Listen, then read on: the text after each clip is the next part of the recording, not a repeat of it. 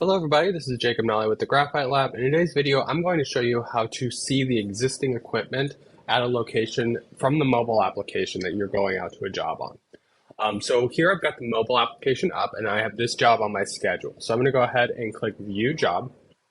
And this is going to open up the job details. Now let's say that I want to go in and I actually want to see the equipment that we've installed or recorded in the past at this location. So what I can do is go over here and go to History.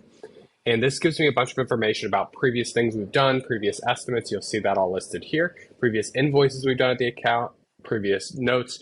But the major thing here is existing equipment. So if you click here, you can see any equipment that has been installed at the location. As you can see now, there is no equipment at this location, so it would be a good idea to add some when I go out on the visit.